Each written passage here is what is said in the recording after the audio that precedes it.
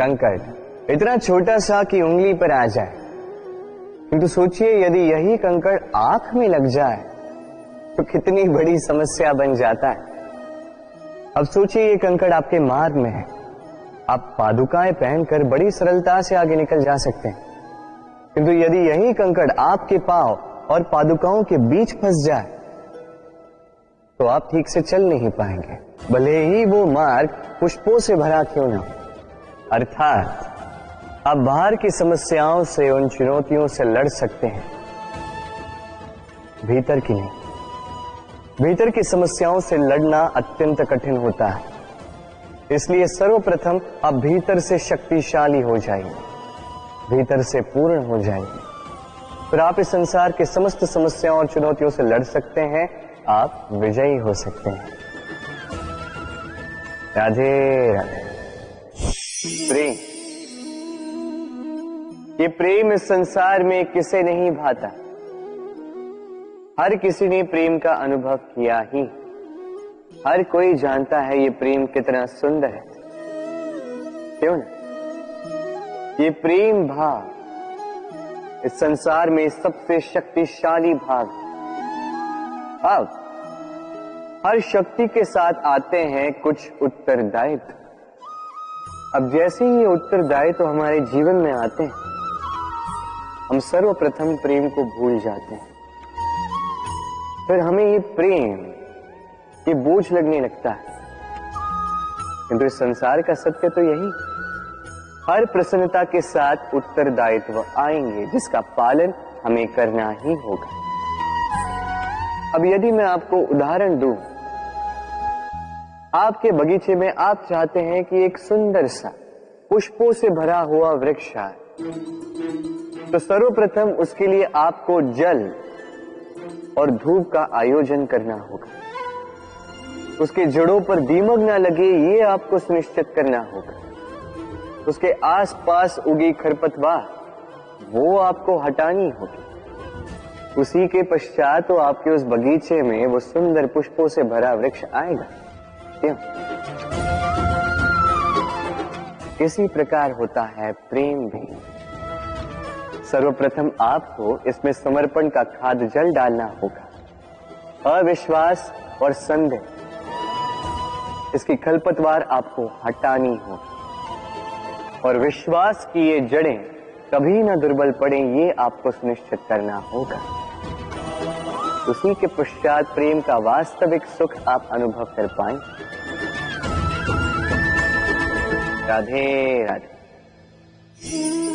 प्रेम, प्रेम क्या है सभी जानते हैं। सामान्य रूप से ये प्रेम आकर्षण से प्रारंभ होता है और इसमें कुछ भी बुरा नहीं है। महत्वपूर्ण बात यह है कि इस प्रेम का लक्ष्य क्या है, जिससे आपने प्रेम किया उसे पा लेना या ना पाने के कारण स्वयं को विचलित कर इस संसार से मुख मोड़ लेना। यदि कोई इन दोनों विकल्पों में से कोई एक चुनता है तो आपको बता दो, ये दोनों ही प्रेम का अंत है। प्रेम का असली अर्थ है समर्पण, संपूर्ण निस्वार्थ समर्पण।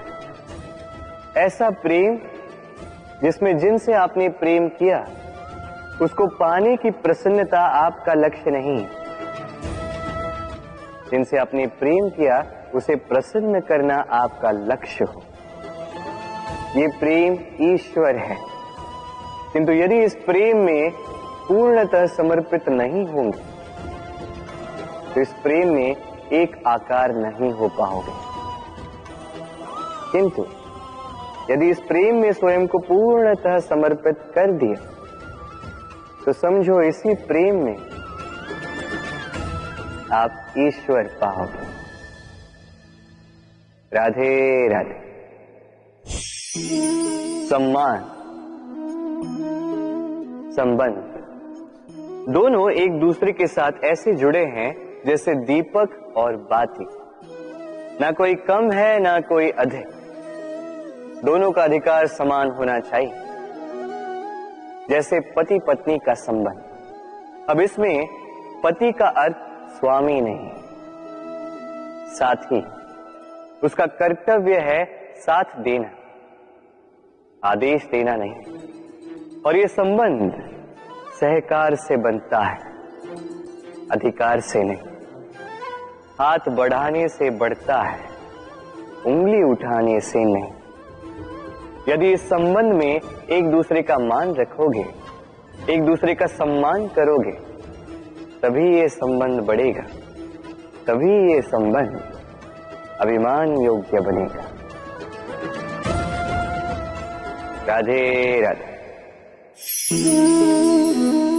सूर्य की किरणें कितनी दिव्य होती हैं ना। प्रतीत ही नहीं होता कि ये सूर्य रात्र भर अंधकार से जूझ रहा था। ये सूर्य प्रतिदिन उदित होता है, ये भुलाकर कि पिछली सांझ में ये डूब गया था। फिर से उदित होता है, सारे संसार को प्रकाश देता है। यही अंतर है हम में और सूर्य में। सूर्य बीती को बिसार कर आगे बढ़ता है, हम प्रतिदिन भोर में उठते हैं, वही पुरानी बातों को साथ लेकर चलते हैं, उसी कड़वाहट में स्वयं को लपेट लेते हैं। अब यही बीती बातों की श्रृंखला हमें जीवन में आगे बढ़ने ही नहीं देती। देखिए, यही जीवन है। भूल सबसे होती है, अपयश सबको मिलता है, सबकी यात्रा में असफलता लिखी है, सभी बुरे दिन देखते हैं। किंतु इन सारी बातों को भुलाकर जब जीवन में आगे बढ़ोगे, तभी तो इस संसार में, इस आकाश में सूर्य बनकर चमकोगे, तभी तो इस संसार को प्रकाश दोगे। इसलिए प्रतिदिन जागिए, एक नए जन्म के साथ, एक नए उत्साह के साथ, एक नए लक्ष्य के साथ। क्योंकि ये बीती बातें आपको पीड़ा देने के लिए नहीं है, केवल शिक्षा देने के लिए होती हैं। राधे राधे। नवरात्रि का पर्व आरंभ हो चुका है और ये पर्व अत्यंत भव्य है, क्योंकि ये पर्व जगत माता से जुड़ा है। मां कितना छोटा सा शब्द है, किंतु ठीक से देखो तो समस्त संसार इसी शब्द में समा है। मां जो अपनी संतान के लिए हर संभव प्रयास करती है, कुछ भी करने के लिए सज्ज रहती है। मां जिसका सबसे बड़ा गुण निश्चलता, मन में ना कोई पूर्वाग्रह, ना कोई भेदभाव, ना कोई छल कपट, और इतनी भोली होती है मां। संतान भले ही झूठा रो दे, मां को लगता है कि कदाचित वास्तव में भूख लगी होगी। मां चाहे जन्म देने वाली हो, चाहे पालने वाली, स्वर्ग, ये स्वर्ग हमें मां के चरणों के नीचे ही प्राप्त होता है। इसी मां को हमारा शत शत प्रणाम। राधे। सहनशीलता मां का दूसरा सबसे बड़ा गुण। कहते हैं कि धरती से अधिक सहनशील और कोई नहीं। उसे खोदने के पश्चात भी धरती हमें फसल देती है, किंतु मां, ये मां धरती से कम सहनशील नहीं। तनिक सोचिए, 9 माह तक संतान को अपनी कोख में रखना, क्या ये सहनशीलता कोई पुरुष दिखा सकता? क्या ये सहनशीलता कोई पिता दिखा सकता है? स्त्री में शील भले, सहनशीलता की परिभाषा उसे मां बनने के पश्चात प्राप्त होती है। स्वयं का अस्तित्व भुलाकर संतान का अस्तित्व बनाती है। शिशु की लात खाकर भी आनंद से उसे दूध पिलाती है। ये होती है मां, और इसी मां जननी को हमारा शत शत प्रणाम। राधे राधे। मां का एक और सबसे महान गुण, स्वयं को ढालने की अद्भुत शक्ति। जिस प्रकार एक मां स्वयं को ढाल सकती है और कोई नहीं कर सकता, मां एक महानदी की भांति है जिसकी ऊर्जा असीमित है किंतु अहंकार बिल्कुल नहीं। जिस प्रकार एक नदी ढलान के अनुरूप मुड़ जाती है, उसी प्रकार एक मां अपने संतान के अनुरूप ढल जाती है, चाहे जैसी भी परिस्थिति हो। उसके सोने के समय के अनुरूप स्वयं का सोना, उसके जागने के समय के अनुरूप स्वयं का जगना, संतान की इच्छा का भोजन वो स्वयं का मनपसंद भोजन बना लेती। ये मां का आंचल ही तो है जो धूप में छाप बनकर आता है, जो शीत में कंबल बनकर आता है। मां ऐसी होती है कि संतान की निद्रा ना टूटे, इसलिए एक करवट सोने का अभ्यास कर लेती, और इतना स्वयं को केवल वही ढाल सकती है जो संतान की ढाल बन सकती। इसी मां को हमारा शत शत नमन।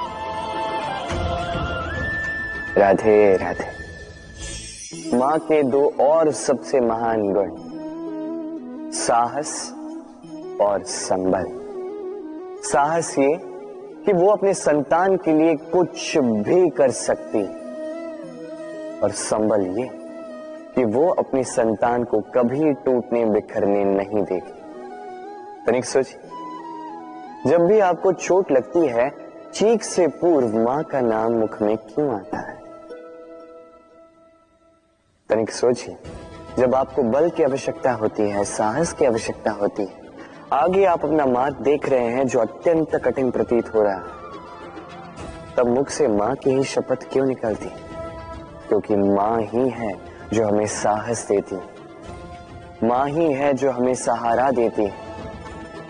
मां जानती है कैसे हमारी उंगली पकड़ के हमें चलना सिखाना है।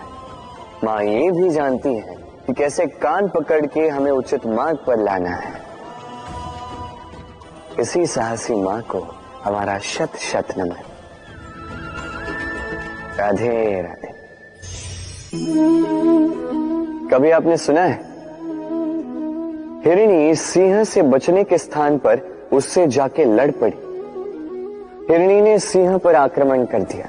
कभी सुना है? कभी नहीं। किंतु ऐसा हो सकता है, ऐसा होता भी है, और ये होता तब है जब हिरणी के शावक संकट में हो।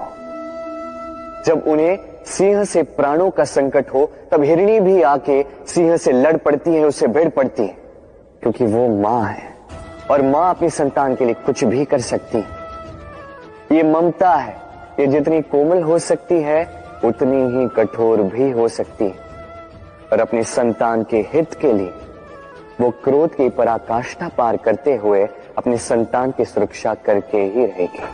और इसीलिए तो मां संतान के जीवन की सबसे बड़ी ढाल कहलाती। इसी मां को हमारा शत शत नमन। राधे राधे। करुणा, करुणा वो भाव है जिससे संसार के सारे भाव जन्म लेते हैं, और ये समस्त संसार ये मां से जन्म लेता है। मां वो व्यक्ति है जो करुणा का सागर है। संतान को देखकर ही समझ जाती है कि उसकी विडंबना क्या है, उसकी आवश्यकता क्या है। संतान के नेत्रों में यदि अश्रु दिखे, वो देखकर ही समझ जाती है कि उसके शरीर के कौन से भाग में उसे चोट लगी है। संतान के बिना कहे मां समझ जाती है कि आज भोजन में संतान क्या खाएगी। ये होती है मां। मां करुणा का सबसे बड़ा रूप है। और आज के युग में मनुष्य जो है, थोड़ा भी आगे क्यों ना निकल जाए, मां को तो पीछे ही छोड़ देता, मां को भूल ही जाता है। ये भूल आप कभी ना करें, कभी ना करें, क्योंकि मां वो करुणा है जो यदि आपके जीवन से चली गई, उसके पश्चात आप जीवन अवश्य जिएंगे, किंतु कभी जीवन जी नहीं पाएंगे। उसके पश्चात आपके जीवन से आपका ये मूल्य, आपके जीवन से करुणा का ये भाव ये भी आप खो दोगे। आपकी मां सबसे अधिक महत्वपूर्ण है। यदि मां को खो दिया तो समझ लीजिए सब कुछ खो दिया। इसलिए मां को सदैव स्मरण रखिए, सदैव उसे प्रेम दीजिए और मेरे साथ कहें राधे राधे।